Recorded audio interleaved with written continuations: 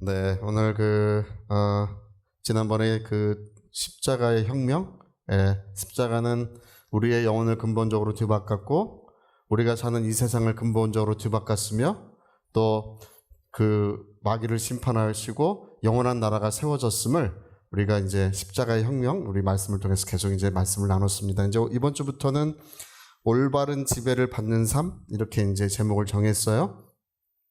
근데 이제 올바른 지배를 받는 삶 이렇게 제목을 정했는데 원래 무엇의 지배를 받아야 하는가예요. 무엇의 지배를 받아야 하는가. 근데 이제 방송에 나가니까 너무 제목이 길 것 같아가지고 올바른 지배를 받는 삶. 우리가 무엇의 지배를 받고 있는 건데 무엇의 지배를 받아야 되는가, 이제 그런 이야기입니다. 우리는 하나님을 아는 열정으로 우리가 지배를 받아야 될 줄 믿습니다. 하나님을 알아가는 열정. 그것이 필요하다는 거예요. 오늘 우리가 세상을 태어날 때는, 여러분, 우리 세상 태어날 때 무엇인가를 알고 태어난 사람은 하나도 없죠. 세상 태어날 때 여자아이는 평균 3.2kg, 남자아이는 훨씬 더 무거울 것 같은데 그렇지 않습니다. 남자아이는 3.3kg예요.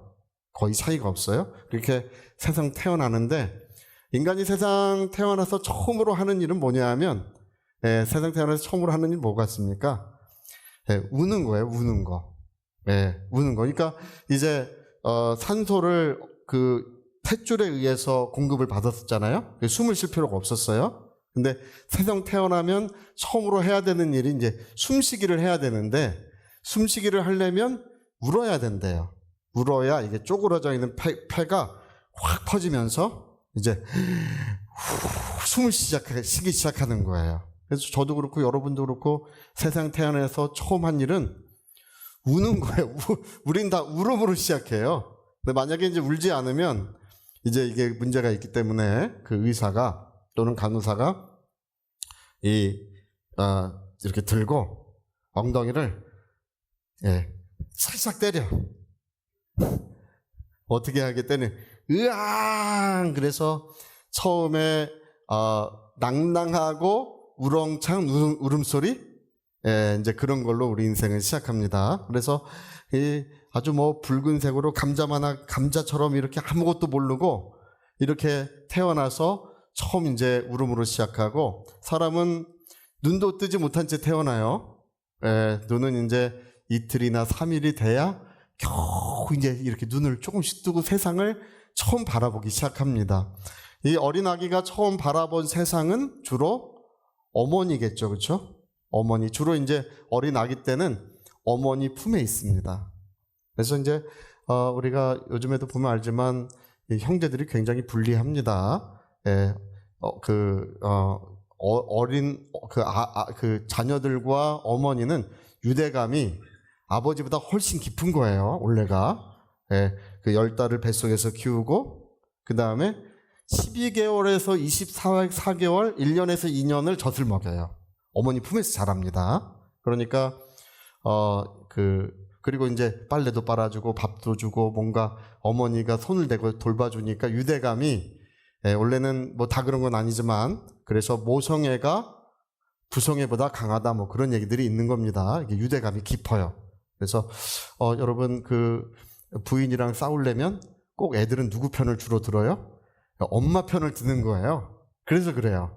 유대감이 강한 거예요. 그래서 아이가 둘이면 3대1로 싸워야 되고, 개가 있으면 4대1로 싸워야 돼요. 개까지 저쪽 편이에요. 형제가 이제 불리한 겁니다. 자, 근데 이제 아무리 좋은 말을 해도 알아들을 수가 없고, 아무리 좋은 음식이 있어도 먹을 수가 없습니다. 이제 아무것도 모르는 채로 태어나가지고 처음으로 자기가 바라본 세상은 이제 엄마고, 그 다음 아빠고, 이게 처음으로 자기가 바라본 세상이고, 가장 사람이 안전함을 느꼈을 때, 여러분, 사람이 가장 안전함을 느꼈을 때는 어머니 모텔이에요. 어떤 사람은 그러더라고요. 사람의 울음의 정체는 뭐냐? 어머니 모텔에 대한 그리움이다. 그런 얘기도 있어요. 가장 편안하고 가장 안전했을 때래요, 그때가.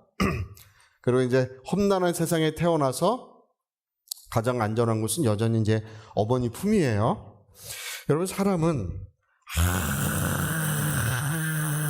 아무것도 모르고 태어나서 이 험한 세상에 누워졌어요. 근데 이 세상에 우리가 왔는데 성경은 우리를 뭐라고 부르냐 하면 믿기 위해 태어난 존재, 절대적인 것을 믿는 존재라고 성경은 기록하고 있는 것입니다. 뭐 하기 위해서 태어난 존재라고요? 믿기 위해. 저와 여러분은 뭐 하기 위해서 태어났다고요? 할렐루야. 그럴 줄 몰랐죠? 먹기 위해 태어난 존재로 알아요? 먹기 위해 태어났나 보다 그렇게 생각하는데 그런 거 아니고 사람은 믿기 위, 그러니까 절대적인 무언가를 믿도록 지음받은 존재예요.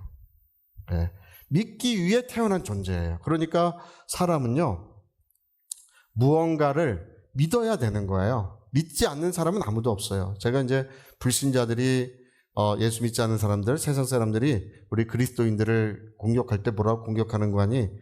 자기들은 과학이고 합리고 우리는 믿음이래. 이렇게 공격해요. 그러니까 자기들은 진화론 믿잖아요. 진화론은 과학이래요. 과학. 우린 창조론 믿잖아요. 창조론은 그 믿음이고 미신이다 이 얘기예요. 그건 과학이 아니다. 너희들은 과학적인 걸 믿지 않고 합리적인 걸 믿지 않고 자기들은 과학이고 합리를 가졌다는 거예요. 우린 믿음이고 합리래. 그런 거 같죠? 그렇지 않습니다. 그들도 믿음이고 우리도 믿음이에요. 사람은 뭐 하기 위해서 태어났다고요? 믿기 위해서 태어난 거예요. 믿도록 지음받은 거예요. 그래서 사람의 모든 원인, 사람이 말하고 행동하는 모든 원인은 믿음이에요. 그러니까 여러분, 예수 믿지 않는 사람은 주로 뭘 믿고 있다고 제가 저번에 한번 말씀드렸는데, 예수 믿지 않는 사람들은 물질을 믿고 있어요. 그들이 말하고 행동하고 삶을 사는 모든 그 가장 근원적인 것, 자기의 그 원인이 되는 것은 뭐냐면 물질에 대한 믿음이에요. 주로. 아니면 우상을 믿고 있든지 아니면 뭐 사상을 믿는 사람도 있어요. 그러나 주로는 뭐라고요? 그들은 물질을 믿고 있어. 물질을. 여러분, 저와 여러분은 물질을 믿거나 우상을 믿거나 사상을 믿지 않고 저와 여러분은 누구를 믿어요? 살아계시고 참되신 하나님을 믿습니다. 할렐루야. 그러니까 사람은 태어날 때부터 절대적인 무언가를 믿도록 태어났기 때문에 원래는 살아계신 하나님을 믿도록 지음을 받았는데 그들은 하나님을 모르니까 그 대신에 그 자리에 누가 있냐 하면 물질을 믿고 있든지, 그러니까 여러분 누가 여러분에게 야 너는 뭐 믿음이잖아 이렇게 말하면 너도 믿음이야 할렐루야 이렇게 말하고 나는 하나님 너는 뭐예요? 너는 물질. 근데 여러분 물질은 거짓된 거예요. 물질은 이 세상에 우리가 잠시 사는 동안에만 우리가 먹고 입고 이 세상 사는 동안에만 필요한 거지 그다지 필요하지 않아요. 할렐루야. 제가 그 전에 어떤 분, 우리 성리학 개발한 분 미국에, 그분도 그냥 자살하셨어. 그냥 막대한 부를 얻었지만 발명했지만 자살했어요. 그 전에 빌리 그레이엄 목사님이 그 얘기를 하시더라고요. 어떤 미국의 유명한 재벌을 만나서 식사를 하는데 그분이 그런 얘기를 하더래요. 목사님 저에게 예수님을 알려주셔서 너무 감사합니다. 그 얘기를 하더니 만약에 제가 예수님을 알지 못했다면 저는 자살하고 말았을 것입니다. 저는 이 세상에 제가 살 수 없는 것은 어떤 것도 없습니다. 제가 원하는 것은 뭐든지 다 살 수 있습니다.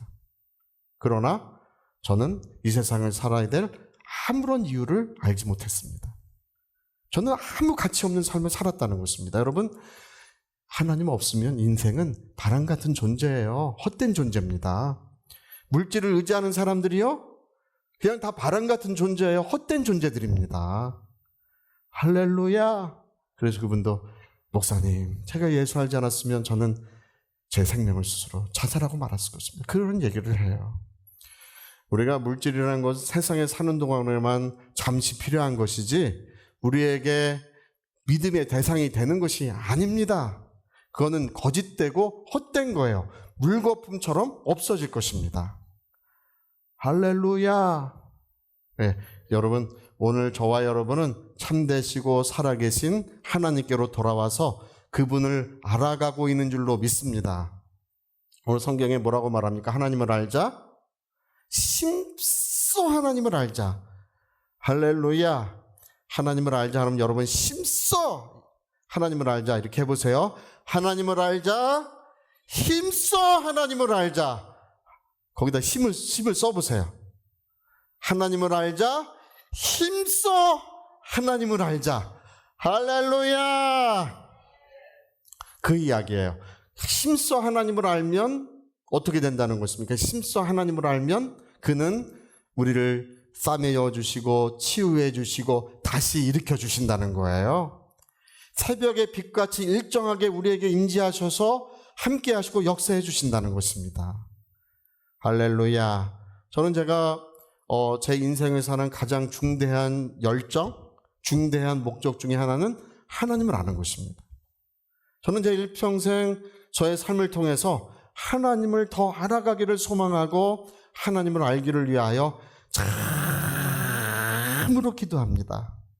할렐루야. 하나님을 알아야 합니다. 다윗이요, 예전에 아람 군대와 그 모압 연합군이 아람과 모압 연합군이 이제 다윗의 군대랑 붙은 적이 있어요. 싸웠는데 전쟁 초기에 다윗의 군대가 패배했어요. 그러니까 이건 살아계신 하나님의 군대잖아요. 하나님이 함께 하시는 군대인데 이방 군대와 싸워서 패배한 일이 한 번도 없었는데 이 작은 패배를 했어요. 패배할 때 다윗이 얼마나 눈물 많이 흘렸는지 몰라요. 근데 여러분, 주로 전쟁에서 패배하면 뭐라고 말하나요? 뭐 훈련이 부족해서, 아니면 무기의 성능이 떨어져서, 요즘엔 그런 거잖아요, 그렇죠? 아니면 전략적인 실패, 뭐 이런 걸 수 있잖아요. 전쟁이라는 것은 언제나 그런 걸로 말미암아 승패가 좌우되는데 다윗은 뭐라고 말하냐면요, 우리 한번 읽어봅시다. 다윗은요, 우리 시편 60편 10절 11절인데요. 자, 우리가 하나님이여 주께서 우리를 버리지 아니하셨나이까. 하나님이여 주께서 우리 군대와 함께 나가지 왜 패배했다 그래요? 하나님께서 우리 군대와 함께 나가지 않으셨기 때문에, 우리와 함께 하지 않으셨기 때문에 패배한 거래. 그래서 우리를 도와 대적을 치게 하소서. 사람의 구원은 헛됨이. 원래 사람의 도움은 그런 얘기예요. 사람의 도움은 바람 같은 것 아무 의미가 없습니다. 그건 헛된 것입니다. 이렇게 얘기하고 있어요. 여러분, 오늘 이제 다윗이 이렇게 얘기하는데 여러분, 저와 여러분이 동일한 믿음을 가져야 될 줄로 믿습니다. 내가 이렇게 어려움을 당하는 이유는 뭐 경제적인 이유, 여러 가지 원인들, 뭐 그런 여러 가지 이유들이 있지만 그런 것이 아니래요. 성경은 뭐라고 말씀하시냐면 하나님이 함께 하시면 된다고 말씀하고 있는 것입니다. 주님은 능히 물길을 걸어 오시는 분이세요. 할렐루야. 우린 걸을 수 있어요, 없어요? 우리는 못 걸어도 주님은 능히 이 모든 자연의 법칙과 질서를 능히 초월할 수 있는 권세와 능력이 주님께 있다는 것입니다. 오병이어의 이적을 능히 행하실 수 있는 분이에요. 물고기 2마리, 떡 5개로 10,000명의 사람들을 다 배불리 먹이시고 12바구니에 차게 거두었더라. 넘치는 그런 풍요로움을 능히 주실 수 있는 분이 바로 우리 주 예수 그리스도십니다. 거기 여러분, 떡이 나올 때가 있어요? 물고기 잡을 때가 있습니까? 그런 것이 아무것도 없어도 주님은 그 모든 것을 초월하여 역사하시는 분이 바로 예수 그리스도십니다. 그래서 여러분, 주님이 우리에게 들려주시는 이야기는 뭐냐 하면 두려워하지 말고, 할렐루야, 두려워하지 말고, 큰 소리로 두려워하지 말고 믿기만 하라. 할렐루야. 네, 주님이 우리에게 들려주시는 이야기예요. 그러니까 여러분, 오늘 우리가 군대가 왜 패배했는가, 뭐 여러 가지 원인과 이유를 다 이야기할 수 있지만 다윗은 그런 이야기 하지 않습니다. 다윗은 하나님이 우리와 함께 전쟁에 나가지 않으셨기 때문에. 여러분, 우리 삶의 모든 원인을 어디에 둬야 된다고요? 하나님이 우리와 함께 하시면 안 될 것이 없다. 우리 그렇게 믿으셔야 됩니다. 저 여리고성이 어떻게 된다고요? 하나님이 함께 하시면 다 무너져 내리는 거예요. 나는 힘이 없지만 전능하신 하나님께서 역사하시는 것입니다. 제가 그 전에 리처드 범브란트 목사님이 그 얘기하셨는데, 선장의 아버지인 어린 아이의 이야기, 큰 유람선이 가는데 부두에서 어린 아기가 이렇게 손짓하고 오라고 하고 그 부두에 있는 사람들이 나중에 애가 좀 미쳤나 보다. 자기가 큰 배 오란다고 그 배가 올 리가 있나? 예? 근데 진짜 그 큰 배가 갑자기 항로를, 예? 회로를 바꿔가지고 항구 쪽으로 오는 거예요. 알고 보니까 예, 그 선장이 아버지셔요. 여러분, 천하 만물을 다스리시는 그분은 저와 여러분의 아버지이신 줄 믿습니다. 할렐루야. 그러니까 여러분, 우리는 지금 우리가 하는 일은 뭐냐 하면 하나님을 알아가야 돼요. 여러분, 죄에서 벗어나려면 뭐를 해야 돼요? 하나님을 알아가셔야 돼요. 여러분, 모든 은혜가 이루어지려면 어떻게 해야 돼요? 하나님을 알아가셔야 돼요.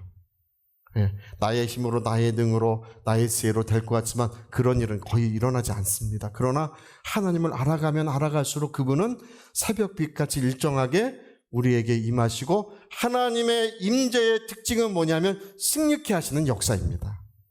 할렐루야. 하나님이 임재하시는 모든 곳에서 승리의 함성이 울려 퍼지게 돼 있어요. 근데 하나님은 어디에 임재하신다고요? 하나님을 알자. 힘써 하나님을 알자. 할렐루야. 다윗은요, 그 백성에게, 야, 우리가 패배한 것은 하나님 우리와 함께하지 않아서 그런 거야 라고 하면서 우리 같이 기도하자, 그렇게 말하지 않았어요. 그거 되게 중요합니다. 그렇게 말하지 않았어. 야, 기도하면 돼, 이렇게 말하지 않았어요. 이 시편이 되게 재밌는데 뭐라고 말하냐 하면, 우리 62편 5절 한번 봅시다. 62편 5절. 나의 영혼이 잠잠히 하나님만 바라라. 무릇 나의 소망이, 이 말이 무슨 말이냐 하면 나의 모든 소망이 어디서부터 온다고요? 네, 하나님께 있다. 나의 모든 소망이 어디 있다고요? 하나님께 있다는 거예요. 할렐루야. 야, 기도하자. 하나님 응답해 주신다. 그런 말 하지 않아요. 여러분, 이 말씀 유의해서 보셔야 됩니다.